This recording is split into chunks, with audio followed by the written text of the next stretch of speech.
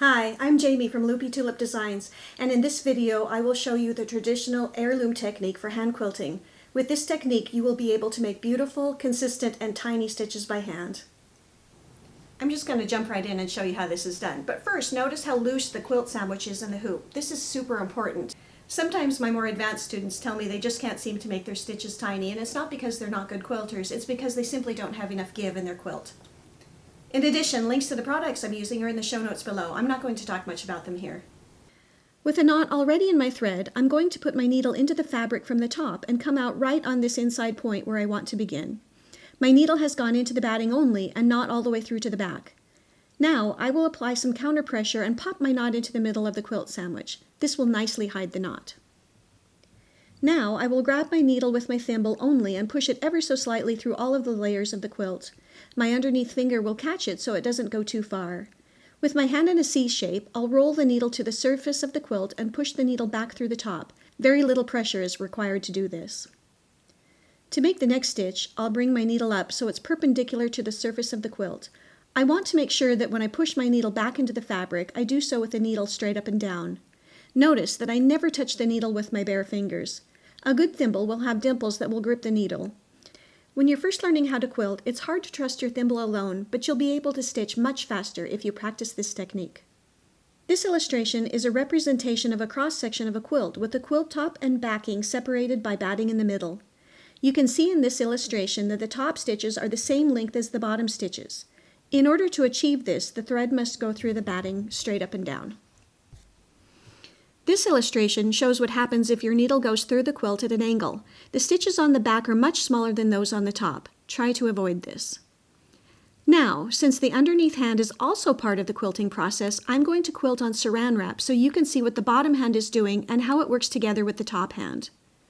I will put my needle into the saran wrap and catch it like this for the first stitch. Some people like to wear a finger protector on their bottom hand, but I prefer not to. I never push hard enough to draw blood, and I like to know that my needle has gone all of the way through the fabric. Now, as I roll my top hand to the quilt surface, my middle finger on the bottom hand comes up a little bit and presses against the thumb on the top hand. When I push the needle with my thimble, the tip of the needle will come out of the top of the quilt. Next, I'm going to bring my needle back up to perpendicular. When I do this, my middle finger drops down a bit and my thumb moves up to catch the needle. If I take my thimble finger off the needle doesn't move. The thumb is hanging onto it. For the next stitch, my thumb will now drop down and my middle finger will come up to push against my upper thumb and guide the needle to the top of the quilt. Since both your top hand and your bottom hand are busy, it's important to have the right sized hoop. The proper sized hoop fits comfortably between the crook of your elbow and the tip of your finger, like this. When you're first beginning, an inexpensive hoop is a good way to go, but if you know you'll be doing a lot of hand quilting, moving to a raised hoop is a nice thing. It allows your hands to move freely underneath your quilt, but it also brings the work up closer to your eyes. As you watch me stitch, let me tell you that a beginner will need 2 full hours of practicing the motion of the stitch before muscle memory will develop. So if you aren't proficient within the first 15 minutes, keep at it. It is also helpful to learn on a practice piece so you can allow yourself to make the mistakes necessary for learning. First, concentrate only on making the stitch. After you can get at least 3 stitches on a needle, you'll want to focus on making your stitches consistent. Big, consistent stitches look much nicer than stitches that are sometimes small, sometimes big. Lastly, work on making your stitches tiny.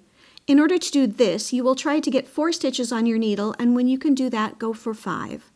5 to 7 stitches on a needle is a good amount to aim for traditional heirloom quality hand quilting. Since getting even 3 stitches on a quilting between is a tough task for a beginner, consider using a bigger needle to practice with. An embroidery needle will give you enough room for 3 stitches. When you can successfully make the stitch, switch to the between and work on consistency.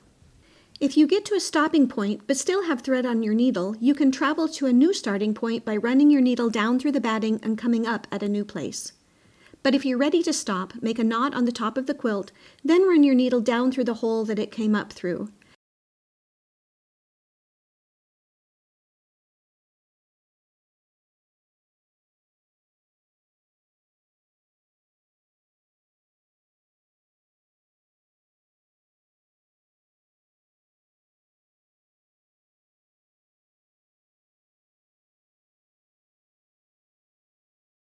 Going only through the batting, come up about a half an inch away and pop your knot onto the inside of the quilt sandwich like this.